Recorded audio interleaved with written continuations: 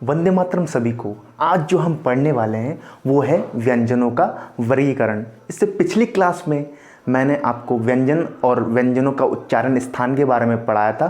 तो आज हम पढ़ने वाले हैं वो है व्यंजनों के प्रकार। तो उसमें हमारा पहला जो व्यंजन आता है वो आता है हमारा स्पर्शी व्यंजन। कौन सा व्यंजन? स्पर्शी व्यंजन। जब क्या करते हैं हम व्यंजनों का उच्चारण करते हैं, ठीक है, तो व्यंजनों को जब उच्चारण करते हैं तो कुछ व्यंजनों के उच्चारण में क्या होता है कि हवा जो होती है जो फेफड़ों से निकलती है वो क्या करती है, हमारी मुंह के अंदर क्या करती है, वो स्पर्श करती है। वो हमारे व्यंजन क्या कहलाते हैं? वो हमारे स्पर्शी व्यंजन कहलाते हैं। ठीक है, जिसमें हमारे स्पर्शी व्यंजन में जैसे कि ये हमारे हो गए क से लेके म तक हमारे क्या होंगे, वो हमारे स्पर्शी व्यंजन होंगे। जैसे कि मेरे साथ आप बोल सकते हो क। जैसे मैं क बोल रहा हूँ तो हवा क्या कर रही है, मुंह पे स्पर्श कर रही है। ख बोलता हूँ, इस पे भी मुंह पे स्पर्श कर रही है। ऐसे ही मैं म बोलता हूँ या इसके अंदर किसी को भी बोलूँगा तो वो क्या आएगा, वो हमारा क से लेके म तक वो हमारा स्पर्शी व्यंजन आएगा। इससे पिछले वीडियो मैंने बताया था, आप लिंक मैं इसके नीचे दे दूंगा डिस्क्रिप्शन में, ठीक है, इसी वीडियो के, तो आप जाके देख सकते हैं इसके बारे में। जैसे ये वाला वर्ग हमारा क्या होता है, क वर्ग होता है, ये हमारा च वर्ग होता है, हमारा ट वर्ग, ये त वर्ग, ये हमारा प वर्ग होता है। और मैंने आपको क्या बताया था, क हमारा कहाँ से उच्चारण होता है, कंठ से। क जैसे बोलो क तो किससे होगा, हमारा कंठ से।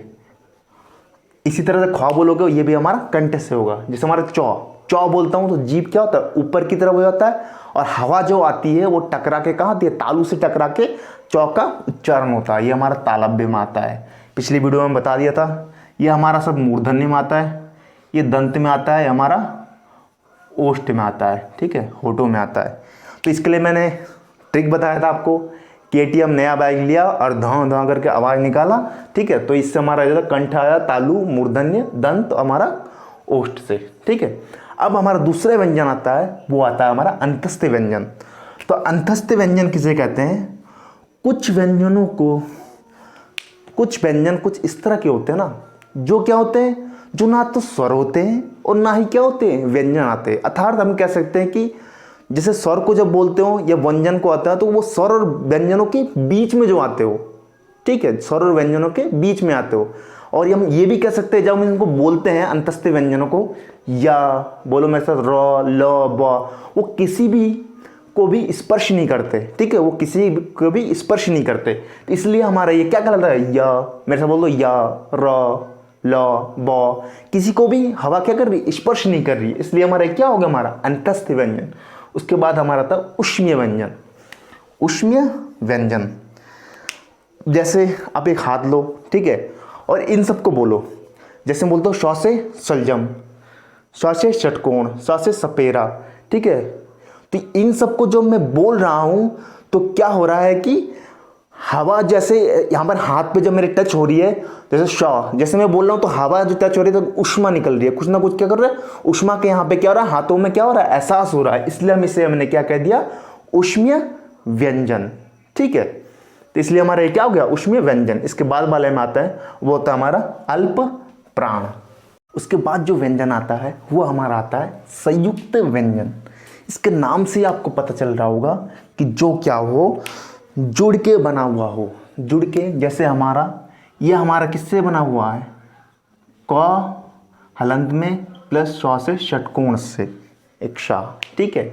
ये हमारा किससे बना हुआ है, त हलंत में प्लस र से मिलके बना हुआ है। ये हमारा स्रा होता है, ये हमारा बना हुआ है संयम वाले स से हलंत में प्लस र से। ये हमारा ज्ञा से ज्ञानी है, इसको हम क्या करेंगे, ज प्लस हलंत में प्लस न्या, इसे मैंने कहा था न्या, तो इससे मिलके बना हुआ है। दो चीज़ों के संयोग से मिलके बना हुआ है, इसलिए हमारा व्यंजन क्या हो गया, संयुक्त व्यंजन। तो आपको प्रश्न पूछा जाता है कि संयुक्त व्यंजन की संख्या कितनी होती है, कितनी होती है आपकी, 4 होती है। और आपसे अगर पूछ दिया जाए कि ऊष्मीय व्यंजनों की संख्या कितनी होती है, तो वो भी कितनी होती है, 4 होती है, ठीक है। और अंतस्थ व्यंजनों की संख्या भी कितनी होती है, 4 होती है, ठीक है। अब आते हैं हम प्राणत्व के आधार पर व्यंजन कितने होते हैं। तो प्राणत्व का आधार एक होता है अल्प प्राण, एक हमारा होता है महाप्राण। अल्प प्राण जैसे कि अल्प प्राण में कहता पहला, तीसरा, पांचवा वर्ण। जैसे मैं बोलता हूँ क, ख, ग, घ, और एक हमारा होता है ड। जो उसमें पहला वाला आएगा क आएगा और एक ग आएगा, ठीक है, और एक हमारा ड आएगा। तो पहला, तीसरा, पांचवा वर्ण होता था अंतस्थ व्यंजन, जो हमारे अंतस्थ व्यंजन होंगे, ठीक है। तो वो या, र, ल और ब, ये हमारे क्या होंगे, वो हमारे अल्प प्राण होंगे। और महाप्राण कौन से होंगे, इसमें बच कौन से हो गए, दूसरा, चौथा। दूसरा हमारा ख बच गया और एक हमारा घ बच गया। तथा ऊष्मीय व्यंजन, जो हमारे ऊष्मीय व्यंजन होंगे, स से चलजम वाला, षटकोण वाला, सपेरा वाला और ह वाला, तो वो हमारे क्या होंगे, महाप्राण। और अल्प प्राण हम उसे भी कह सकते हैं जब क्या करते हैं, इनका उच्चारण करते समय, जैसे क का, ठीक है, ग का और ड का, ठीक है, इसका उच्चारण करते समय तो कम हवा निकलती हो, तो वो हमारा क्या होता है, अल्प प्राण, मतलब कम प्राणत्व का निकलना, प्राण का कम निकलना, हवा का कम निकलना। अब आते हैं महाप्राण। महाप्राण में क्या होता है, उसका उल्टा हो जाता है, ज़्यादा हवा निकलती है, उसमें भी अलग हो जाता है, ख हो जाता है और घ हो जाता है, और जो ऊष्मीय व्यंजन होते हैं वो हो जाते हैं हमारे। अब आते हैं हम घोषत्व के आधार पर। घोषत्व के आधार पर होता है हमारा सघोष और एक हमारा अघोष। सघोष जो हमारा होता है, उन्हीं वर्णों में हमारा होता है तीसरा, चौथा और पांचवा, ग, घ और ड। जैसे हो गया, उसी तरह से हम चौ वर्ग में आएंगे, उसमें भी तीसरा, चौथा और पांचवा। उसी तरह से चौ के बाद उसके ट वर्ग में, उसमें भी ऐसे ही होगा। अब अंतस्थ व्यंजन और ह। अंतस्थ व्यंजन कौन से थे हमारे, या, र, ल और ब।